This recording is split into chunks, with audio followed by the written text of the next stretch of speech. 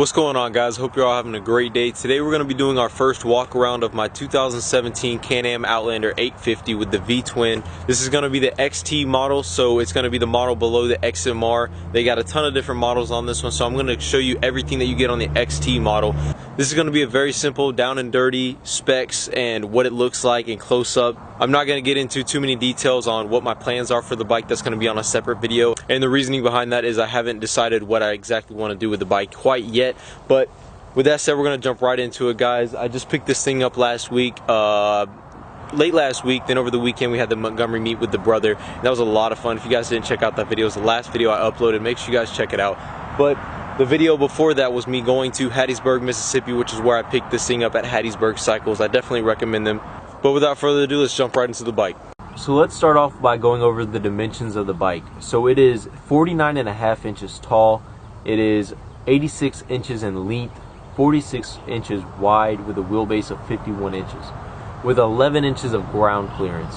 So that's the specs on the bike as far as size goes. Not much to say about that. The 11 inches of ground clearance is going to be the most important number to think about. And again, this is on stock height. This is the stock wheels, the stock tires that the XT model comes with.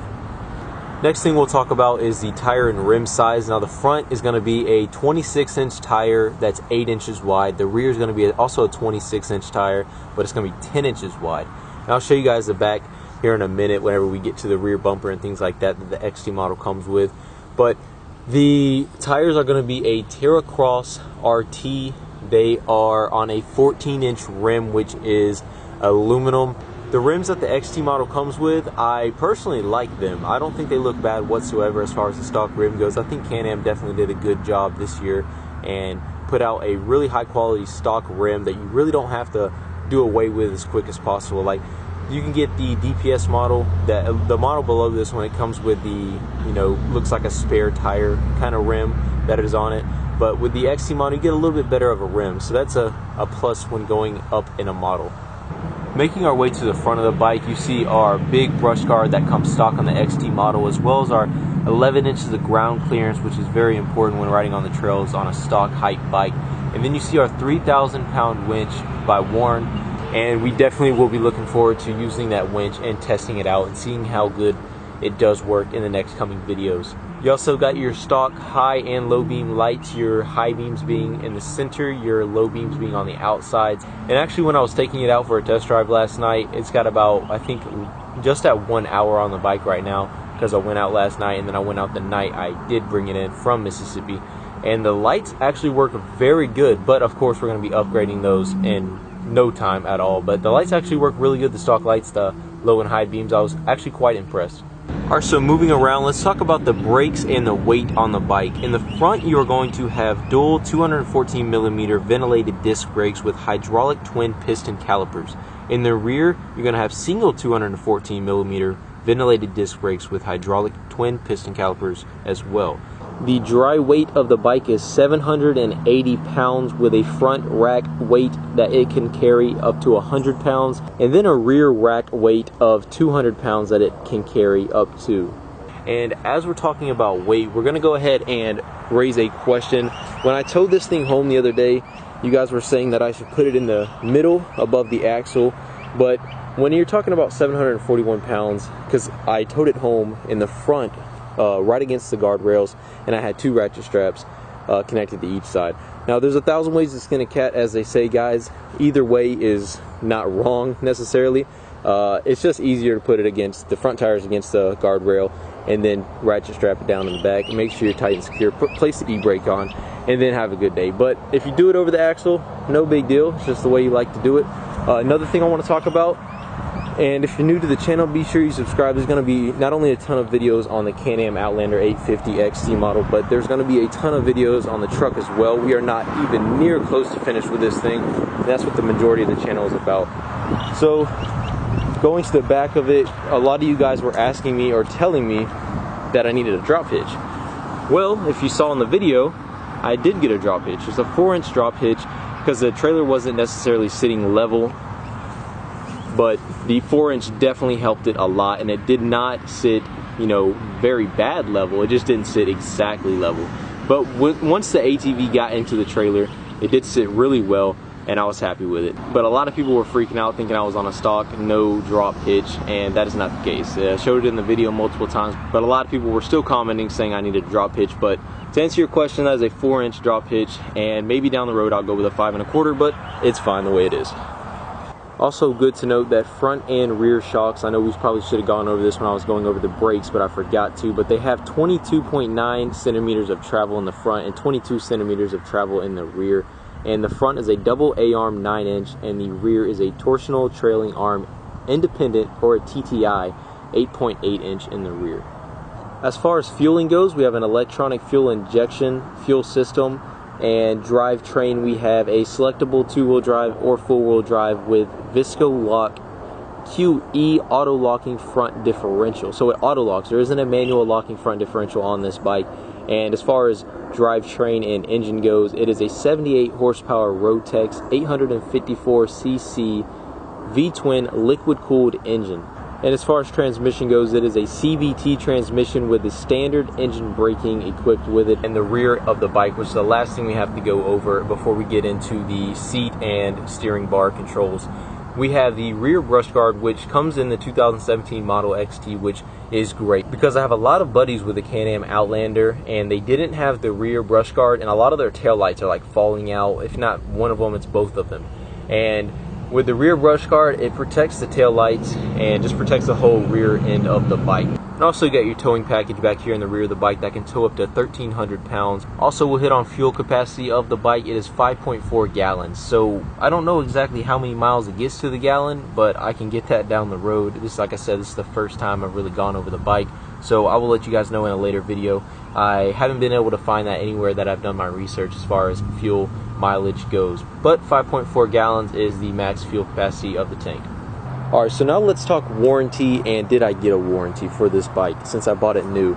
And the answer is yes, I did get a warranty. It comes with a 6-month factory warranty that covers pretty much everything, I believe, other than like lost or stolen, things like that, or I think natural disaster. But as far as the bike goes mechanically, it covers everything from 6 months out from me buying it from the factory new. Then I bought a 4-year warranty, bumper to bumper, no questions asked. I asked them if I, had mud or dirt underneath, or whatever the case may be. If I was trail riding and something broke, would it still cover it? And at Hattiesburg Cycles, they actually switched companies that they insured with because of all the claims that were getting kicked back because it was dirty or something like that, and they were just kicking it back saying it was the user's fault. And that was what I was scared of. That's what I heard horror stories about, like bikes getting kicked back, as far as like people paying for a warranty and breaking something and then not being able to get it fixed through warranty.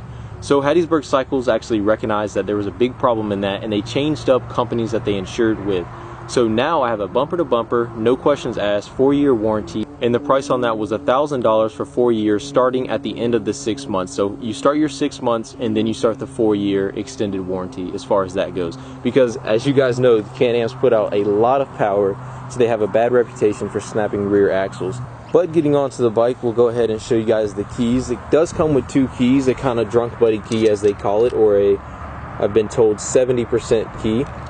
The bike will go up to 70% of its capacity. Then you have your full throttle key. It is white in color, and I have not used this one yet because the bike does have a 10-hour break-in period, so we haven't got to the white key yet. We've just been going on the green key. I don't plan on using the white key until I've at least done 10 hours, and I might even do a little bit more than 10 hours before I put the white key on it. But with that said, I'm sure if you put the white key on it under 10 hours, you probably wouldn't have any problems. I'm just rather be safe than sorry. But getting onto the bike, we'll go over the couple options we have here. Starting at the top, we'll work our way down. This is going to be on the left-hand side. You got your brakes up here. You squeeze it all the way in, pull this lever, and you have your e-brake that engages. You have your low beams, and you got your high beams. Of course, you got your start switch, or your start button, if you will. Reverse override, like say you want to go reverse faster, say you need a little extra reverse speed so that you can pull somebody out or whatever you may need it for. You just hold this button in, your display will say reverse override engaged, and then it also works as a double button for your DPS. Now don't act like ACS is there, act as if ACS is there, because that is not on this bike.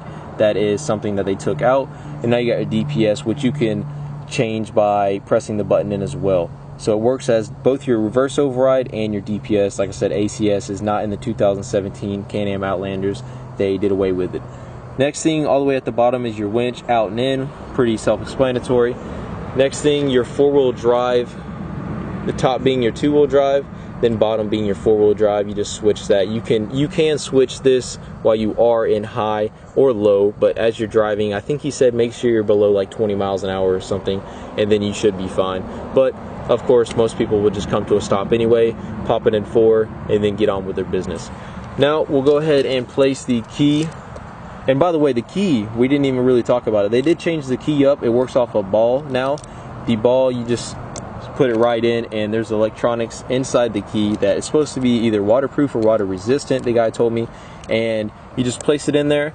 Each key is specifically set to run this bike. So you wouldn't be able to run this bike without these keys. And that can prevent theft, which is DESS, Digital Encoded Security System, which is equipped on this bike, which I personally love. And so we got our key in, hit our start button. It'll pop up my name, Caleb Norris. It's got 11.6 miles on the bike right now, about half fuel. It's a pretty simple screen setup. You got your check engine lights, your notification lights here on the side, your overheating lights, your high beam lights. I'll let you know your highs are on. Then you got your range, whether you're in park, neutral, high or low, whatever the case may be, or reverse, of course. And then you got your fuel. I'll hit it again. But you got your fuel level here on the side, which is kind of cool because a lot of bikes, as you guys know, don't come with a fuel level gauge, so you'll be able to see that. And then on the top, once it does start up, you'll be able to see what your RPMs are at. That's what the top gauge is about. And then it'll tell you, you can go through the modes by using this button up here. 11.6 trip. There's 1 hour and 25 minutes on the bike currently. You can just go through here and check what you're at. And for battery saving, it cuts off if you don't start the bike actually up. But that is the display. That's pretty much the last thing on the bike that we haven't gone over, other than of course your throttle. I mean, you don't really have to go over that. You do have hand guards in the XT model that you don't have in the model below it. And I think I pretty much hit everything. As far as airbox, your airbox is in here. You just pop this cover off to change out the airbox. That's where it is. And then your radiator is in here. Let's see, you can maybe see it. So you do have some clearance. Kind of show you guys what we're working with, where the radiator is. It's tucked away in there. So it's not like the XMR, so it's not, you don't have the rad kit on the XT model where it's completely relocated, but it is higher up.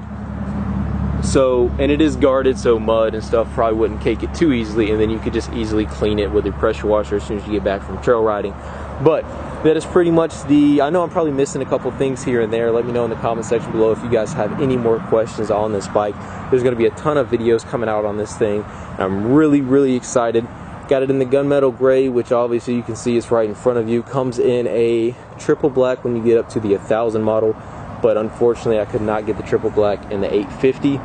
So that is going to do it for this video, guys. I appreciate you all watching and making it to the end. It really does mean a lot to me. Some of you were asking if I was still in the Army because I do have facial hair right now, and I am on leave right now because remember I just left Hawaii. I'm getting stationed in Alabama, so I have my leave days saved up for it. It's called PCS leave. You can pretty much take as much leave days as you want to up to your report date. That's how the Army works. So between your DROS and your report date, DROS being when you left your last duty station, or report date being when you got to get to your next unit, you can take as many leave days as you want as long as you don't go past that report date. So that's what I'm doing right now. I don't have to shave. Used to be Army regulation meant you had to shave even on your leave days or your off days, but they changed that, thank God, so we don't have to actually shave anymore when you're not on duty. So I hope you guys enjoyed the video. I hope I cleared things up as far as the trailer and the drop hitch goes on the truck. But I'm going to stop blabbering on. I hope you guys enjoyed the video. I'm excited for the more videos to come, and we'll see you in the next one.